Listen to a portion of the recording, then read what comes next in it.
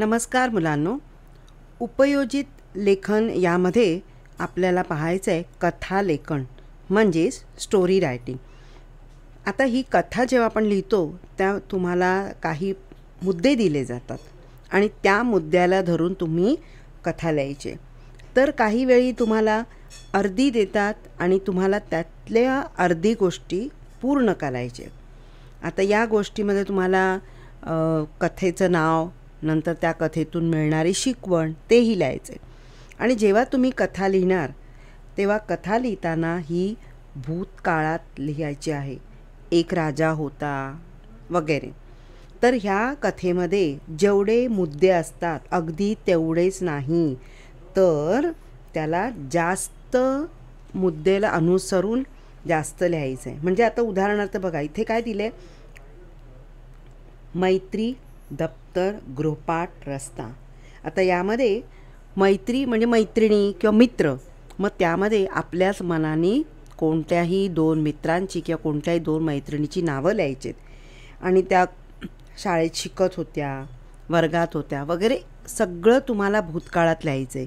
आणि ते लिहून मग आपण हे जे शब्द आहे ती गोष्ट तुम्ही स्वतःहून तयार करायचे आणि हे शब्द त्या तुमच्या गोष्टीमध्ये आले पाहिजेत। अशा प्रकारे तुम्ही गोष्ट लिहायची आणि गोष्ट लिहिताना इतकी सुंदर पाहिजे की त्याच्यामध्ये तुमची भाषा सोपी पाहिजे, दुसऱ्याला समजेल अशी भाषा हवी आहे।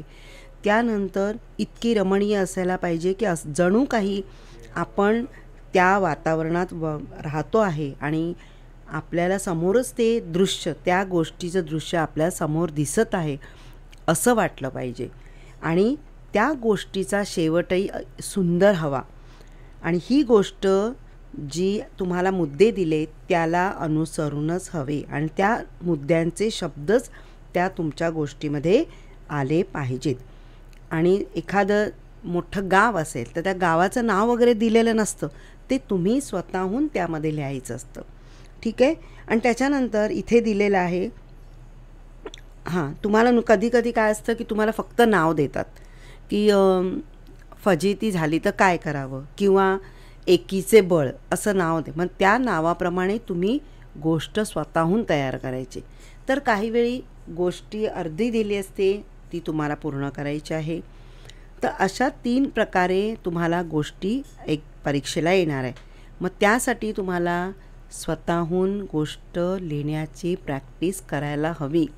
आयत्या तुम्ही परीक्षेला लिहिणार त्यापेक्षा तुम्ही स्वतःहून लिहायची प्रॅक्टिस करा। आता तुम्हाला दिवाळीची सुट्टी पडेल तर त्या दिवाळीच्या सुट्टीमध्ये तुम्ही हा गोष्टी लिहिण्याचा प्रयत्न करायचा आहे। काही मुलं म्हणतात की आम्हाला जमत नाही गोष्ट, पण तुम्ही लिहायचा जितकं तुम्ही लिहाल तितकं चांगलं। आणि तुम्हाला कमीत कमी 1.5 किंवा 2 पानं गोष्ट लिहायची आणि त्या गोष्टीला मार्क असतात 5।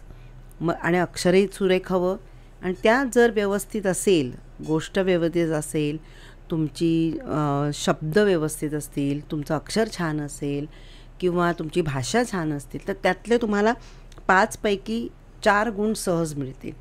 अजून एक गोष्ट आहे की त्या गोष्टीमध्ये तुम्हाला नाव स्वतःहून लिहायचं आहे। आता तुम्ही गोष्ट लिहिल्यानं तुम्हाला अंदाज येईल की आपण या गोष्टीचं नाव काय देणार, तेही लिहायचं आहे आणि त्या गोष्टीतून आपण काय शिकणार आहोत ते लिहायचं। गोष्टीचं तात्पर्य असं लिहा किंवा गोष्टीतून मिळणारी शिकवण असं लिहा आणि मग ते तुम्हाला काय समजलं, त्यातून काय शिकू शकलात हे तुम्हाला लिहायचं आहे। ठीक आहे। तर या गोष्ट लिहिण्याची प्रॅक्टिस तुम्हाला करायची आहे। आता ह्या कथालेखनचं तुम्हाला जर काही म्हणजे हा व्हिडिओ जर तुम्हाला आवडला तर तुम्ही लाईक करा, शेअर करा, सबस्क्राईब करा आणि जर या कथेबद्दल काही तुम्हाला क्वेरीज असतील तर कमेंट्स करा। थँक्यू।